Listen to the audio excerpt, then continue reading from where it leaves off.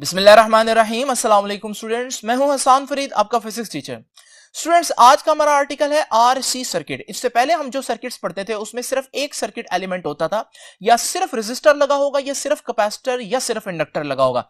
लेकिन आज का जो हमारा लेक्चर है उसमें हम दो सर्किट एलिमेंट्स एक साथ लगाएंगे सर्किट के अंदर, यानी कि रेजिस्टर भी होगा और कैपेसिटर भी होगा। तो आइए स्टूडेंट्स स्टार्ट करते हैं आज का लेक्चर। स्टूडेंट्स, अगर आप इसी लेक्चर को आपकी बुक में देखें तो आपकी बुक में कोई किसी किस्म की हेडिंग्स वगैरह नहीं है, जिसकी वजह से बच्चों को इसको as a long question attempt करते हुए बहुत मुश्किलात होती हैं। इसलिए मैंने पहले ही आप लोगों के सामने यहां पर कुछ हेडिंग्स दी हैं ताकि आप लोग इसको एज ए लॉन्ग क्वेश्चन लिखते हुए दिक्कत महसूस ना करें। अब स्टूडेंट्स, सबसे पहले तो आप लोगों को यह बताना है कि भाई आरसी सर्किट होता क्या है। तो आरसी सर्किट सिंपल क्या है, अगर मेरे पास एक एसी सोर्स हो और इस एसी सोर्स के साथ मैं एक रेजिस्टर और साथ एक कैपेसिटर भी अटैच कर दूं, तो इसमें रेजिस्टर जिसकी रेजिस्टेंस R है और कैपेसिटर जिसकी कैपेसिटेंस C है, मैंने अटैच कर दिया है, कनेक्ट कर दिया है इस एसी सोर्स के साथ। इसे हम कहेंगे स्टूडेंट्स ये एक RC सर्किट है। तो what is an RC circuit, सबसे पहले आपको डिफाइन करना पड़ेगा। It is a circuit in which N alternating voltage source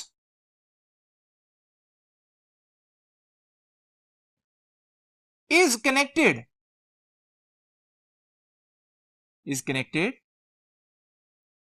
in series with a resistor and capacitor। तो ये एक ऐसा सर्किट होता है जिसमें आप एसी सोर्स के साथ एक रेजिस्टर और एक कैपेसिटर जो है वो कनेक्ट करते हैं। अब इसकी सर्किट डायग्राम कैसी होगी, डेफिनेटली स्टूडेंट्स आप इसको बड़ी आसानी से बना सकते हैं। ये है हमारा एसी सोर्स और इस एसी सोर्स के साथ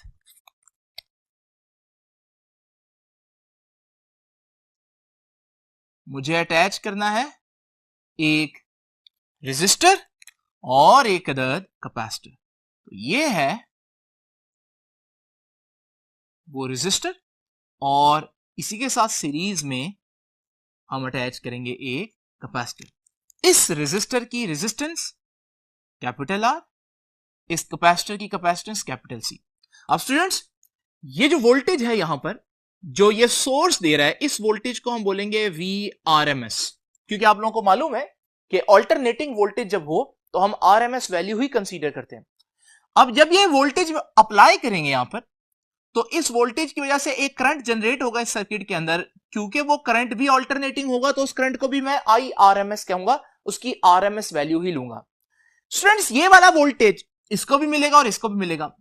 तो रेजिस्टर के अक्रॉस जो वोल्टेज ड्रॉप होगा, जितना वोल्टेज रेजिस्टर यूज करेगा उसे मैं कहता हूं VR, और कैपेसिटर के अक्रॉस जो वोल्टेज ड्रॉप होगा उसे मैं कहता हूं VC। तो ये है हमारी वो डायग्राम जो आप लोगों को यहां पर बनानी है RC सर्किट में। अब स्टूडेंट्स, आरसी सर्किट जान लिया और आरसी सर्किट कैसा होता है वो भी हम लोगों ने बता दिया। अब अगली बात करने से पहले मैं आपको बताता चलूं कि अगर आप आरसी सर्किट पढ़ना चाहते हैं तो आपको पहला सर्किट जो रेजिस्टिव सर्किट था खाली वो आना चाहिए, और दूसरा सर्किट जो खाली कैपेसिटिव सर्किट था जिसमें सिर्फ कैपेसिटर लगा हुआ था वो आना चाहिए। तो रेजिस्टर सिर्फ लगा हो तो वोल्टेज और करंट का क्या रिलेशन होगा, और सिर्फ कैपेसिटर लगा हो तो वोल्टेज और करंट का रिलेशन क्या होगा, ये मैंने आपको 2 आर्टिकल्स पहले पढ़ाया था। तो वो कंक्लूजन्स आपको मालूम होना चाहिए, क्योंकि मैं आपसे पहले ही डिस्कस कर चुका हूं स्टूडेंट्स कि यहां जितने भी सर्किट्स हम पढ़ेंगे उनमें हमारा जो सबसे बुनियादी मकसद होगा वो क्या है, वो ये है कि हमने वोल्टेज और करंट इनका रिलेशन फाइंड आउट करना है कि ये आपस में इन फेज हैं या आउट ऑफ फेज हैं, या कौन लीड कर रहा है कौन लैग कर रहा है, ये चीजें हम लोगों ने देखनी है। तो अभी तक तो हम लोग देखते आए थे सिर्फ रेजिस्टर, सिर्फ कैपेसिटर, सिर्फ इंडक्टर वाले सर्किट में। आज हमारे पास एक ऐसा सर्किट है जिसमें रेजिस्टर भी लगा हुआ है और कैपेसिटर भी लगा हुआ है। तो इस सर्किट को स्टडी करने के लिए पहले मुझे सिर्फ रेजिस्टर के केस में क्या होता है, वोल्टेज और करंट का रिलेशन, और सिर्फ कैपेसिटर के केस में वोल्टेज और करंट का रिलेशन क्या होता है, यह पता होना चाहिए। अब क्योंकि आप में से बहुत से बच्चे ऐसे हैं जो पहली दफा इस लेक्चर पर ही आए होंगे, तो मैं उनके लिए थोड़ी देर में ये रिवाइज कर देता हूं कि हम लोगों ने उन सर्किट्स में क्या कंक्लूड किया था।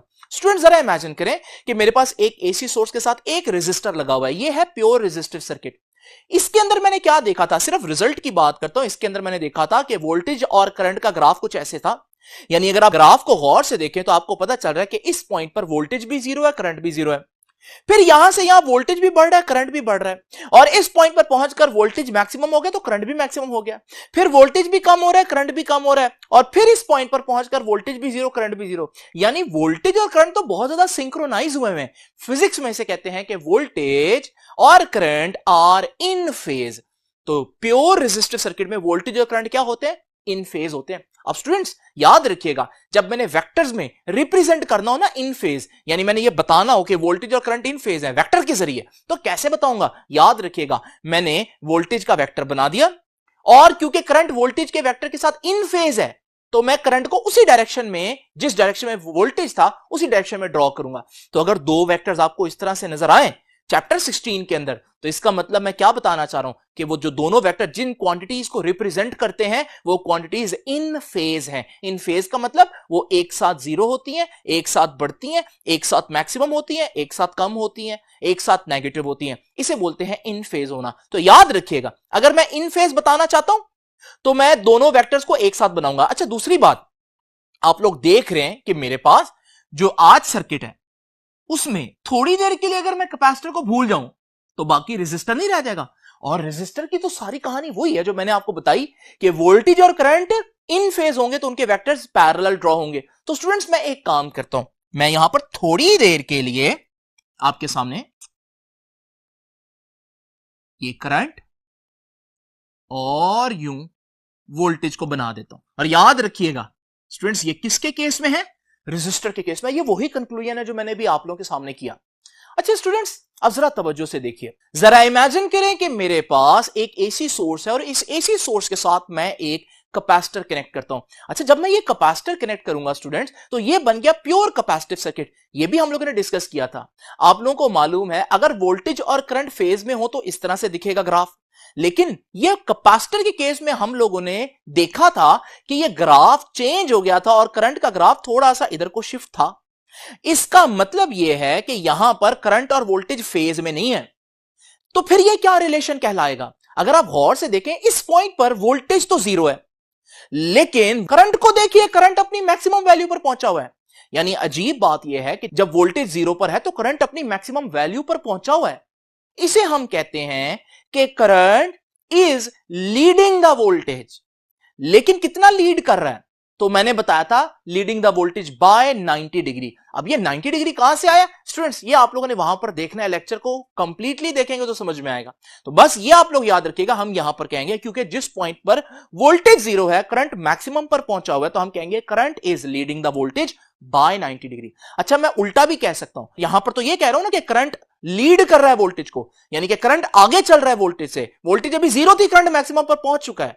मैं उल्टा भी कह सकता हूं, मैं ये कह सकता हूं कि वोल्टेज जो है वो करंट से पीछे रह गई है, क्योंकि अगर करंट आगे चला गया, लीड कर रहा है, तो वोल्टेज पीछे रह जाएगी। इसको मैं यूं कहूंगा कि voltage is lagging behind the current by 90 degree. तो स्टूडेंट्स, ये जो आखिरी स्टेटमेंट मैंने बोली है, इसको अब जरा जहन में रखना है आप लोगों ने।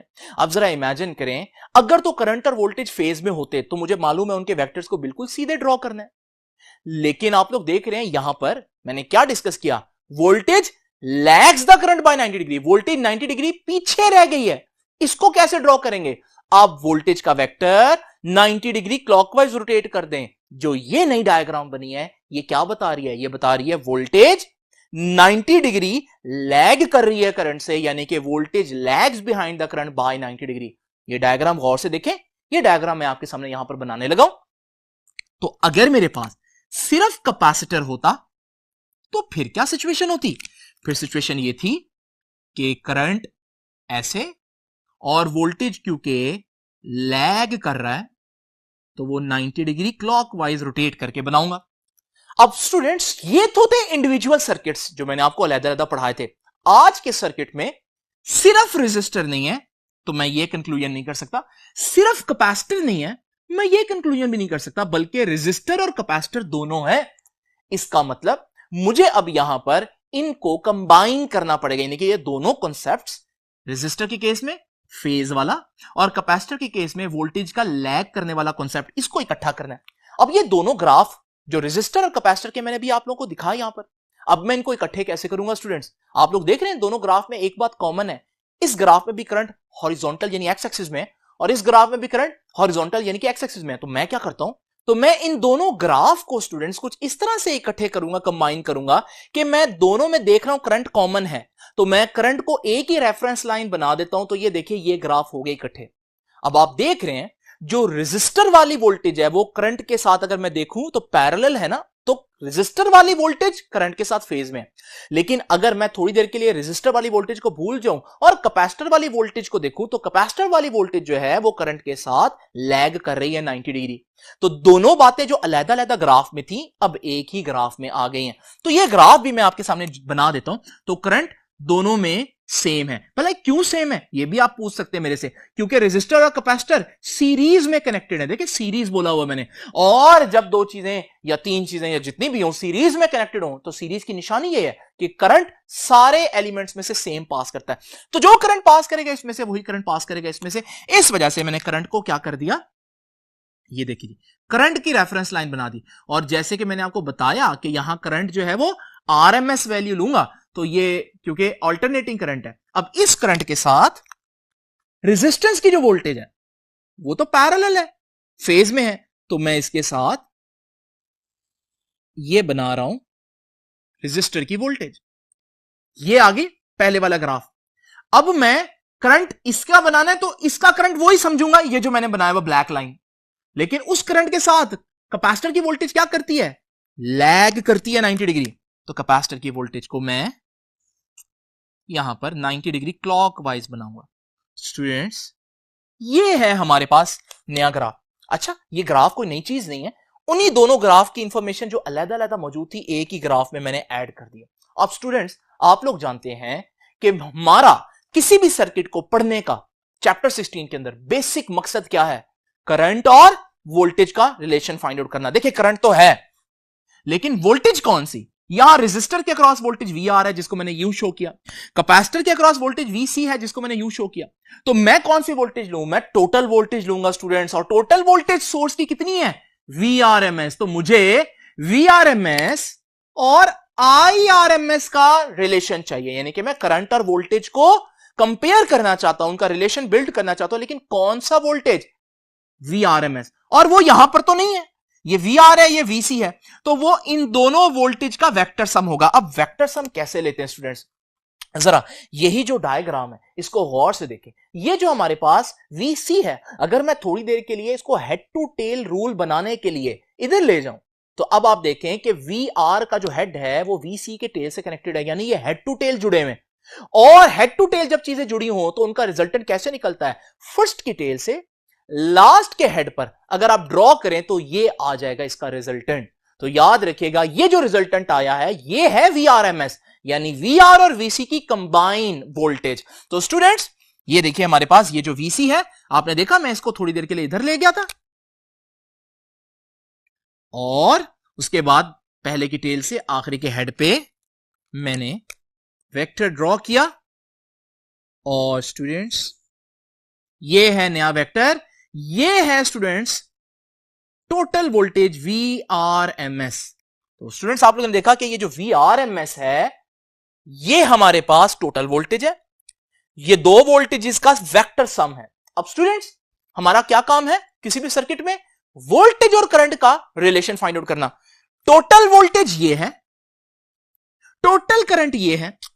अगर आप इसी डायग्राम को थोड़ी देर के लिए यहां पर बनाएं और इसमें से VR और VC को हटा लें तो आपके पास IRMS रह गया और VRMS रह गया।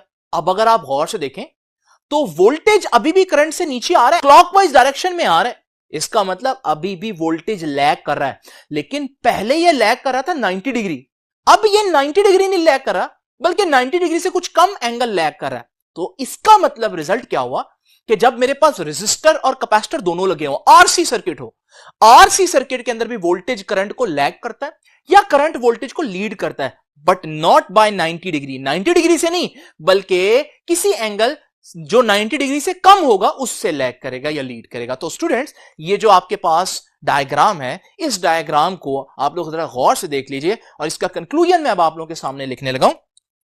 तो क्या सीखा मैंने? सीखा ये कि इन एन आरसी सर्किट, अगर मेरे पास एक आरसी सर्किट हो तो क्या होगा? करंट वोल्टेज से ऊपर आ रहा है। इन वोल्टेजेस को भूल जाए हम, क्योंकि हमने टोटल करंट और टोटल वोल्टेज को आपस में कंपेयर करना है। तो करंट ऊपर आना है ना इससे, तो हम कहेंगे करंट वोल्टेज को लीड कर रहा है। Current Leeds voltage bye 90 degree. नहीं है ये, पहले ये 90 डिग्री था, सिर्फ कैपेसिटर होता तो, लेकिन अब ये एंगल कोई एंगल हो सकता है थीटा, ठीक है ना। तो voltage by some angle theta. अच्छा, ये थीटा के बारे में यहां लिख देता हूं कि ये थीटा जीरो नहीं हो सकता, ठीक है जी। ये थीटा जीरो नहीं हो सकता, क्योंकि जीरो तो प्योर रेजिस्टर के केस में होता है ना, जब वोल्टेज और करंट पैरेलल हो जाते हैं तो एंगल जीरो हो गया। तो ये जीरो से ज्यादा होगा, थीटा 0 डिग्री से ज्यादा होगा, लेकिन 90 भी नहीं हो सकता क्योंकि वो प्योर कैपेसिटर के केस में। तो इसका मतलब जो आपका थीटा एंगल है उसकी रेंज क्या है? ये जो एंगल है वो कितने डिग्री लीड या लैग करेगा, वो कितना एंगल हो सकता है? वो 90 से कम और 0 से ज्यादा, यानी इन बिटवीन 0 एंड 90, ठीक है जी। तो थीटा 0 और 90 के दरमियान में होगा। ये बहुत इंपॉर्टेंट ऑब्जेक्टिव है। अच्छा स्टूडेंट्स, मैंने लिखा यहां पर कि current leads the voltage by some angle theta. मैं उल्टा भी कह सकता हूं, तो मैं कह सकता हूं और voltage lags behind current by some angle theta।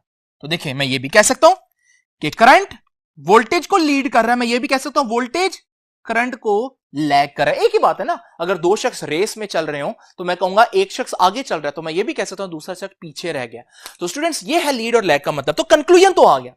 Conclusion जो है वो ना खाली रेजिस्टर वाला है, ना वो इन फेज है, ना वो खाली कैपेसिटर वाला है, ना ही वो 90 डिग्री से लैग कर रही है वोल्टेज, बल्कि अब आंसर दरमियान में है कि हमारे पास वो लैग तो कर रही है लेकिन बाय सम एंगल थीटा। अब ये एंगल थीटा कितना होगा ये भी हम डिस्कस करेंगे आज, लेकिन सबसे पहले हम डिस्कस करते हैं इंपीडेंस। आपको मालूम है रेजिस्टर का काम क्या है? अपोज करना। रेजिस्टर कितना अपोज करता है उसे हम बोलते हैं आर, रेजिस्टेंस। कैपेसिटर का असल काम क्या है? कैपेसिटर का असल काम है एनर्जी स्टोर करना, लेकिन कैपेसिटर भी अल्टरनेटिंग करंट को रोकता है। अच्छा, कैपेसिटर कितना रोकेगा? याद रखिएगा, उसे हम बोलते हैं कैपेसिटिव रिएक्टेंस, XC कहते हैं। तो यानी कि इस वक्त इस सर्किट में दो ऑपोजिशंस हैं, एक आर रेजिस्टर की ऑपोजिशन, एक कैपेसिटिव रिएक्टेंस XC कैपेसिटर की ऑपोजिशन। तो फिर करंट को टोटल ऑपोजिशन कितनी मिलेगी ये अब हम लोग कैलकुलेट करेंगे। और टोटल ऑपोजिशन जब बहुत से सर्किट एलिमेंट्स मिलकर दें तो उसी को कहते हैं स्टूडेंट्स इंपीडेंस। इसलिए हम लोगों ने हेडिंग क्या दी? Calculation for impedance. तो आइए अब हम इंपीडेंस कैलकुलेट करते हैं। याद रखिएगा इंपीडेंस क्या है? Combined opposition. याद रखिएगा, वैसे ये मैंने बताया हुआ है, कंबाइंड ऑपोजिशन। अगर एक से ज्यादा सर्किट एलिमेंट्स लगे हों तो सारों की कंबाइंड ऑपोजिशन। ये भी याद रखिएगा, इसका सिंबल क्या है? इसका सिंबल है Z। अब स्टूडेंट्स, ये कैसे डिराइव करेंगे हम? सबसे पहले तो आप लोग देखिए कि हमारे पास यहां पर ये एक ट्राइंगल बन रही है। ये VC है ना, इसको मैंने यहां ड्रॉ किया था, थोड़ी देर के लिए मैं यहां VC लिख देता हूं। ये जो ट्राइंगल है स्टूडेंट्स, इस ट्राइंगल को मैं आप लोगों के सामने यहां एनिमेट करता हूं। इस ट्राइंगल में अगर आप गौर से देखें तो ये एंगल थीटा है। थीटा के सामने वाला जो हमारे पास होता है वो होता है परपेंडिकुलर, तो ये साइड परपेंडिकुलर हुई। ये एंगल 90 है, 90 के सामने वाला जो है ना वो हमेशा हाइपोटेन्यूस होता है। तो फिर जो तीसरा बच गया वो बेस होगा। तो स्टूडेंट्स, यहां पर आप लोग देख रहे हैं कि हमारे पास एक राइट एंगल ट्राइंगल बन रही है, और इस राइट एंगल ट्राइंगल में आप लोग जानते हैं कि हम पाइथागोरस थ्योरम जो है वो अप्लाई कर सकते हैं। और पाइथागोरस थ्योरम क्या कहते हैं? Hypotenuse square is equal to perpendicular square plus base square. तो स्टूडेंट्स, ये मैं इस डायग्राम से पाइथागोरस जो है वो यहां पर आपके सामने लिखता हूं। तो अकॉर्डिंग टू पाइथागोरस थ्योरम हम क्या कह सकते हैं कि हाइपोटेनस किसी भी राइट एंगल ट्राइंगल में हाइपोटेनस का square is equal to base square plus perpendicular का स्क्वायर। अब हाइपोटेनस क्या है? जैसे कि मैं आपको बता चुका हूं कि यहां पर जो हाइपोटेनस बन रहा है वो ये वाली साइड बन रही है और ये साइड जो है वो तो VRMS है। इसका मतलब हाइपोटेनस क्या हुआ? VRMS और उसका स्क्वायर आ जाएगा। अगर आप बेस देखें तो आप लोगों को पता चलेगा इस डायग्राम के अंदर जो बेस है वो तो VR है, तो हम यहां पर बेस के साथ VR लिख देते हैं और उसका स्क्वायर आ जाएगा। और फिर इसी तरह से अगर आप देखें जो परपेंडिकुलर है वो परपेंडिकुलर बेसिकली VC है, तो फिर यहां पर परपेंडिकुलर की जगह VC का स्क्वायर आ जाएगा। तो ये डायग्राम कुछ इस तरह से बन गई स्टूडेंट्स। अब आप लोग जानते हैं ओम्स लॉ क्या कहते हैं। According to Ohm's law V is equal to IR। आप इसको यूं ना पढ़े V is equal to IR, बल्कि आप पढ़ें कहीं पर भी वोल्टेज ड्रॉप बराबर होता है वहां करंट कितना है मल्टीप्लाई बाय वहां ऑपोजिशन कितनी है। याद रखिएगा ओम्स लॉ को यूं पढ़ें कि कहीं पर भी वोल्टेज ड्रॉप देखना हो कितना है तो वहां से कितना करंट गुजर रहा है मल्टीप्लाई बाय वहां कितनी ऑपोजिशन है। देखिए ये VR क्या है? ये है वोल्टेज ड्रॉप अक्रॉस रेजिस्टर। यहां जो वोल्टेज ड्रॉप हो रहा है रेजिस्टर के अक्रॉस, और वोल्टेज ड्रॉप निकालना तो क्या फॉर्मूला है? Current multiply by resistance. देखें करंट तो सारे एलिमेंट्स में से IRMS पास करेगा क्योंकि कौन सा सर्किट है? ये सीरीज सर्किट है। साथ किससे मल्टीप्लाई करना है? ऑपोजिशन, क्योंकि मैं सिर्फ रेजिस्टर की बात कर रहा हूं और रेजिस्टर की ऑपोजिशन R रेजिस्टेंस होती है, तो ये VR की जगह मैंने ये लिख दिया। आगे चलते हैं स्टूडेंट्स। VC क्या है? Voltage drop across capacitor. Capacitor की वोल्टेज ड्रॉप, और वोल्टेज ड्रॉप बराबर होती है करंट इनटू ऑपोजिशन। अब करंट तो आप लोगों को मालूम है RMS होगा। ऑपोजिशन जब मैं कैपेसिटर की बात कर रहा हूं तो कैपेसिटर की जो ऑपोजिशन है मैं आपको पहले ही बता चुका हूं क्या होती है? XC, जिसे हम कैपेसिटिव रिएक्टेंस कहते हैं। तो यहां पर XC आ जाएगा कैपेसिटर की ऑपोजिशन। अब स्टूडेंट्स नेक्स्ट चीज, ये है VRMS, ये है टोटल वोल्टेज। तो ये भी V है ना,